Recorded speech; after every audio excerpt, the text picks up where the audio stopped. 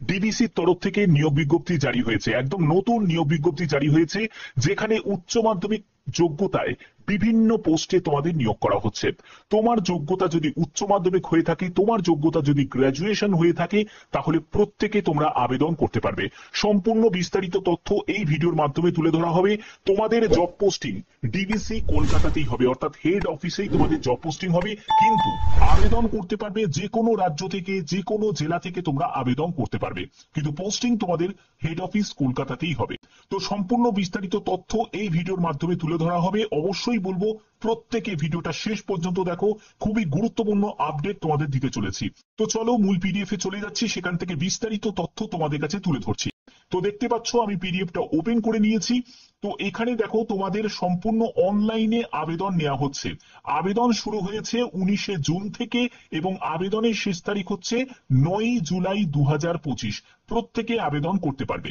এখানে তোমাদের eligibility criteria, education qualification, category সবকিছু তোমাদের এখানে ক্লোজিং ডেট 9ই জুলাই 2025 হিসাবে তোমাদের ক্যালকুলেট করতে হবে।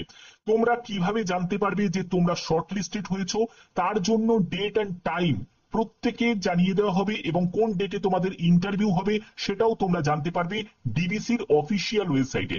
সেখানে আন্ডার কেরিয়ার রিক্রুটমেন্ট সেকশনে রিক্রুটমেন্ট নোটিশের জায়গায় চলে যাবে, সেখান থেকেই তোমরা লিস্ট চেক করতে পারবে। অর্থাৎ এখান থেকে পরিষ্কার যে তোমাদের কোনো রিটিন এক্সাম হচ্ছে না, সরাসরি ইন্টারভিউর ভিত্তিতেই কিন্তু সিলেকশন করা হচ্ছে।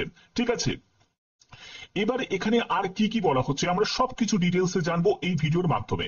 তোমরা যখন আবেদন করবে, আবেদন করার পরে সেই প্রিন্ট আউটটা অবশ্যই তোমাদের অ্যাপ্লিকেশন ফর্মে তোমরা লিখে দেবে এবং সঙ্গে যাবতীয় যা যা প্রয়োজনীয় ডকুমেন্টস সেগুলো অরিজিনাল তোমাদের প্রয়োজন হবে এবং ওয়ান সেলফ অ্যাটেস্টেড ফটোকপি সেটাও তোমাদের লাগবে। কখন লাগবে? যখন তুমি ডকুমেন্ট ভেরিফিকেশনে যাবে, অর্থাৎ ইন্টারভিউ এবং ডকুমেন্ট ভেরিফিকেশন সেম ডেতেই তোমাদের হচ্ছে। এবং এখানে দেখো তোমাদের যে ক্যান্ডিডেট তাদেরকে ইন্টারভিউর জন্য উপস্থিত হতে হবে এবং সেটার জন্য ডেট অ্যান্ড টাইম তোমাদের পরবর্তী সময় তোমাদের এসএমএস এবং মেলের মাধ্যমে জানিয়ে দেওয়া হবে। এর জন্যই কিন্তু সবসময় চেষ্টা করবে যে ভ্যালিড মেল আইডি এবং মোবাইল নাম্বার এন্টার করা যখন তুমি আবেদন করবে। ঠিক আছে, এখানে তোমাদের আর কি কি বলা হচ্ছে দেখো, অফিসিয়াল ওয়েবসাইট থেকেই তোমাদের আবেদন করতে হবে। সেখান থেকে তুমি নোটিফিকেশনটা ডাউনলোড করতে পারবে। স্টেপ 1-এ যেটা থাকছে সেটা হলো তোমাদের অনলাইন অ্যাপ্লিকেশন ফর্ম তোমাদের ফিল আপ করতে হবে।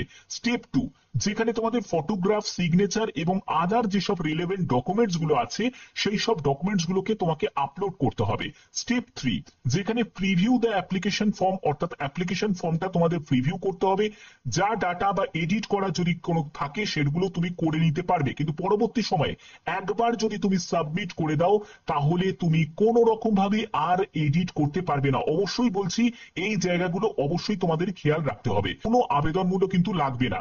এখানে তোমাদের ভ্যালিড মেল আইডি এবং তোমাকে মোবাইল নাম্বার এন্টার করতে হবে আবেদন যখন তুমি করছো সেখানে, কারণ তোমাদের যাবতীয় যা কমিউনিকেশন হবে সবই কিন্তু মেলের মাধ্যমে তোমাদের জানিয়ে দেওয়া হবে। এছাড়া মোবাইলে তোমাদের এসএমএস এর মাধ্যমেও তোমরা জানতে পারবে যে কোন ডেটে তোমাদের ইন্টারভিউয়ের জন্য উপস্থিত হতে হবে। ঠিক আছে, এখানে তোমাদের ফটোগ্রাফির সাইজ গুলো দেওয়া হয়েছে 3.5 সেন্টিমিটার ইন্টু 3.5 সেন্টিমিটার এবং ফটো এবং সিগনেচার দুটোই কিন্তু তোমাদের প্রয়োজন। সেটা জেপিজি, পিএনজি বা জেপিইজি ফরম্যাটে তোমাদের আপলোড করতে হবে। ঠিক আছে, এবং পরবর্তী আর কি কি বলা হচ্ছে দেখো, পরবর্তী এখানে প্রত্যেকটা স্টেপ আমি তোমাদের কভার করছি। যারা পিডব্লিউবিডি ক্যাটাগরি থেকে এই ভিডিওটা দেখছো তোমরাও কিন্তু আবেদন করতে পারবে। এখানে পরিষ্কারভাবে বলা আছে যারা ফিজিক্যাল হ্যান্ডিক্যাপ তারাও আবেদন করতে পারে। ওকে, এবং দেখো তোমাদের এখানে অনলাইন যখন তুমি আবেদন করছো অনলাইন অ্যাপ্লিকেশন ফর্ম তার যে প্রিন্ট আউট তোমরা নিয়ে রাখবে এবং পরবর্তী তোমাদের ডেট অফ বার্থের সার্টিফিকেট কিন্তু প্রয়োজন আছে। যাদের ডেট অফ বার্থের সার্টিফিকেট রিলেটেড যদি কোনো ইস্যু থাকে, যদি কোনো জায়গায় ভুলভ্রান্তি থাকে, তাহলে তোমরা চেষ্টা করবে যে মাধ্যমিকের সার্টিফিকেট বা মাধ্যমিকের অ্যাডমিট কার্ড নিয়ে যাওয়া। এছাড়া তোমাদের যা এডুকেশন কোয়ালিফিকেশন মানে উচ্চ মাধ্যমিক, তো উচ্চ মাধ্যমিকের সার্টিফিকেট, উচ্চ মাধ্যমিকের মার্কশিট তো তোমাদের লাগছেই। ঠিক আছে, এছাড়া তোমার যদি হায়ার কোয়ালিফিকেশন থাকে তারও কিন্তু তোমার সার্টিফিকেট মার্কশিট প্রয়োজন আছে। ওকে, তো এগুলো তোমাদের সম্পূর্ণ এখানে ডিটেলসটা দেওয়া আছে, এখানে কোনো আবেদন মূল্য কিন্তু লাগছে না। আমি যা দেখলাম নোটিফিকেশনে কোনো আবেদন মূল্য তোমাদের লাগছে না। তুমি যে কাজ থেকে বিলং করো না কেন প্রত্যেকে আবেদন করতে পারো, ফ্রি অফ কস্টে প্রত্যেকে আবেদন করতে পারো। দেখো আমি ত্রিপুরা বা আসামের কথাও আমি উল্লেখ করে দিই, কারণ অনেক ক্যান্ডিডেট আছে তারা ওইসব রাজ্য থেকেও তারা দেখে। তো সেক্ষেত্রে আমি এটা বলতে পারি যে তোমরাও আবেদন করতে পারো, কারণ এই যে নিয়োগটি করা হচ্ছে এটা অল ইন্ডিয়ার যে কোনো ক্যান্ডিডেট আবেদন করতে পারে। এখানে এ candidate can apply one post only, যে কোনো একটি পোস্টেই তোমাদের আবেদন করতে হবে।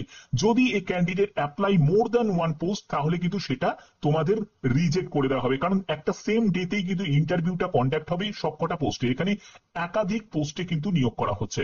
দেখো এখানে সব ডিটেলসটা দেওয়া আছে, আমি চলে যাচ্ছি সেই ডিটেলসে।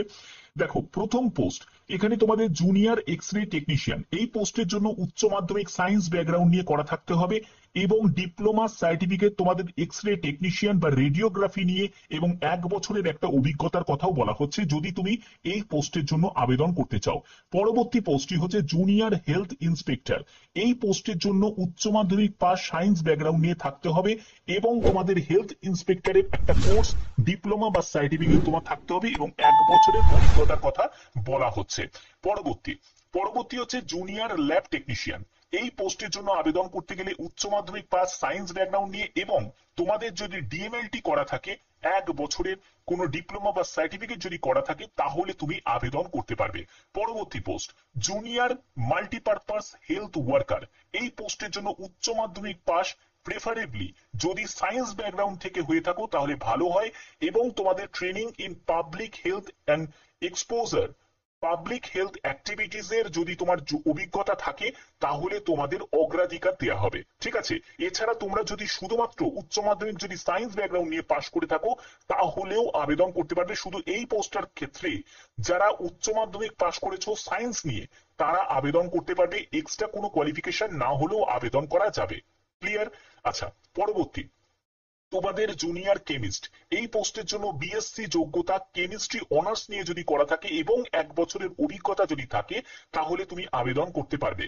জুনিয়র নার্সিং স্টাফ, এই পোস্টের জন্য উচ্চ মাধ্যমিক সায়েন্স ব্যাকগ্রাউন্ড নিয়ে যোগ্যতা এবং তোমাদের ডিপ্লোমা যদি জিএনএম করা থাকে তাহলে অবশ্যই তুমি আবেদন করতে পারবে।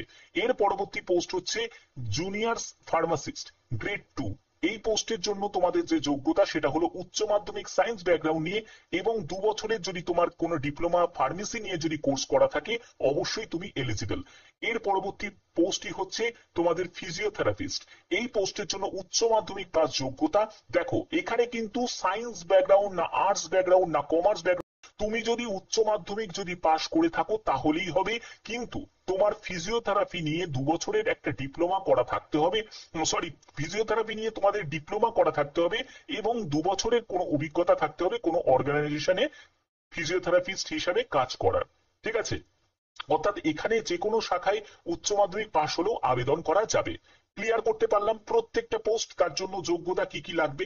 সব থেকে গুরুত্বপূর্ণ বিষয় এই যে তোমাদের অভিজ্ঞতা তোমরা সঞ্চয় করবে, এখানে যারা যারা কাজ পাবে তাদের ক্ষেত্রে কিন্তু একটা বড় ফেসিলিটি থাকবে। পরবর্তী সময় তোমাদের এই অভিজ্ঞতা কিন্তু অন্যান্য ক্ষেত্রে কিন্তু কাজে লাগবে, কারণ ডিবিসি যেসব হসপিটাল আছে আন্ডারে সেই সব হসপিটালে কিন্তু এই নিয়োগটি করা হচ্ছে প্যারামেডিক্যাল স্টাফ হিসাবে।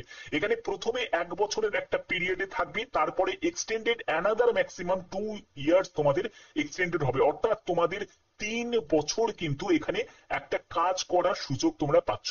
এই সুযোগ কিন্তু অনেক বড় একটা সুযোগ এবং তোমাদের পোস্টিং কলকাতাতেই হবে, এটাও কিন্তু একটা বড় একটা অপরচুনিটি।